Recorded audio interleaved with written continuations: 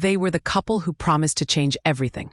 A love story that looked like a movie, and for a moment, the world believed in fairy tales again. But behind the perfect smiles and golden light, there were already cracks. When Prince Harry and Meghan Markle stepped into the spotlight together, it felt like a breath of fresh air. He, the rebellious prince with his mother's warmth and his father's restraint. She, the confident actress from California. Used to cameras, used to questions, used to fighting for her place. Together they looked unstoppable. Their wedding was more than a royal event. It was a statement. Diversity, inclusion, modernity, all wrapped in tradition. For the first time, the monarchy looked human, and the press called it a new dawn. Crowds lined the streets. People cried. The music soared. It was supposed to be the beginning of something different. But once the fairy dust settled, reality crept in. The palace had its rules, centuries old, unspoken, unbreakable.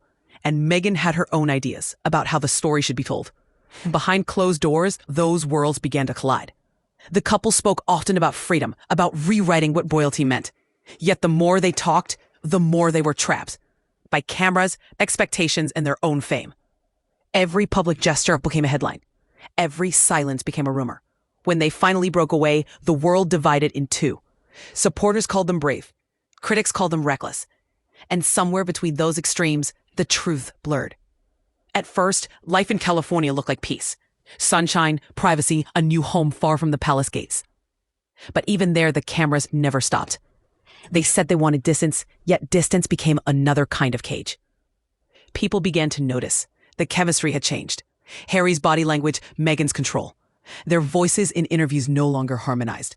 And though they still smiled together, the warmth was fading. Because sometimes, when you build your life around proving something to the world, you forget what you were trying to prove in the first place. For Meghan Markle, attention was never an accident. It was a tool. She understood how stories work, how headlines shape reality, and how emotion can be currency. She had been doing this long before she met Harry. From small TV roles to humanitarian speeches, she knew how to frame her image. And when she married into royalty, she didn't just join a family. She entered history's biggest stage.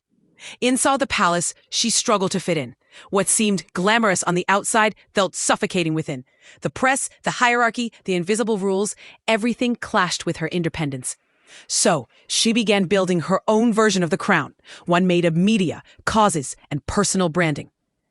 When she and Harry left the royal family, the move looked bold, even revolutionary. "We're stepping back," they said. But to many, it looked like stepping forward into a new kind of spotlight. Deals followed: Netflix, Spotify, books, documentaries. Each one telling her story in her own words. Each one painting her as a survivor, misunderstood but unbroken. It worked for a while. People listened. They admired her strength, her calm tone, her composure. But something shifted. Viewers began to notice patterns, the same quotes, the same emotions, the same framing. What once sounded honest began to feel rehearsed. Still, Meghan remained focused. She built a lifestyle brand around empowerment, wellness, and soft power. She appeared at charity events, smiled perfectly, spoke about kindness and authenticity. Yet the camera often caught what words could not, the calculation behind the charm. People close to her describe a woman who always plans 3 steps ahead. Nothing accidental, nothing spontaneous. And that's her gift and her curse. Because when every moment is managed, authenticity starts to fade. And in her pursuit of control, Meghan may have lost the one thing that made people love her in the first place, the sense that she was real. Harry was the heart of the story, the boy who lost his mother, the prince who never felt at home. For decades, the public watched him stumble, rebel, recover. He was the royal you could relate to, flawed, emotional, alive. When he met Meghan, he believed she understood him. She made him feel seen, protected. Together, they could fight the press, escape the system, and finally live on their own terms. But as years passed, Harry began to look different. Not in appearance, in spirit. The fire that once made him unpredictable was dimming. His interviews grew hesitant, his eyes uncertain. He spoke of healing, of therapy, of peace. But the more he said those words, the less peaceful he seemed. Friends from this old life say he's isolated. The army mates, the family ties, the brother he once called his best friend, all fading memories. His circle shrank, his trust eroded.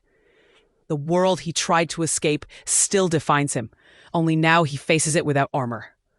Those who've met him describe a man caught between two worlds, the duty he abandoned and the life he hasn't yet built. He's not the royal rebel anymore, but not a private citizen either. Just Harry, suspended somewhere in between. And maybe that's the saddest part. In leaving the crown behind, he hoped to find himself. Instead, he lost the version of him that once knew who he was. Because freedom, for some, isn't a destination. It's a haunting. Now, their story reads like two parallel lives, intersecting only when the cameras demand it. She moves with confidence, calculating every step. He moves with hesitation, unsure of where he belongs. Their public moments still sparkle, but the connection feels mechanical, a performance practiced too many times. At charity galas, Meghan's speeches are flawless, every word polished, every gesture precise. She speaks of purpose, resilience, hope. The applause follows on cue. Harry stands beside her, smiling softly, his hands clasped, eyes elsewhere. Observers notice what insiders whisper. They're no longer partners, but co-stars, bound by history, not by harmony. Meanwhile, the empire they tried to build together is faltering. Their Spotify deal ended abruptly, their Netflix ratings slipped, public opinion turned cold. The brand that once symbolized rebellion now feels overexposed. And yet, beneath the fatigue, there's still a trace of what once was, the spark that made the world believe in them. You can see it in old footage, in the way he looked at her before the storm, in the way she smiled before the world turned skeptical. Insiders say Harry sometimes talks about going back, not to the palace, but to something simpler. Quiet mornings, real friends, the kind of life where you don't have to explain yourself. Whether he'll ever get there, no one knows. Their story began as a promise to change the monarchy. It became a lesson about the cost of attention, about how love bends under the weight of expectation. Because fame doesn't heal, it amplifies. And in the kingdom they built for themselves, a kingdom of cameras, contracts, and headlines, the crown they wear now is invisible. You can walk away from the palace. You can walk away from the crown. But you can never walk away from who the world thinks you are.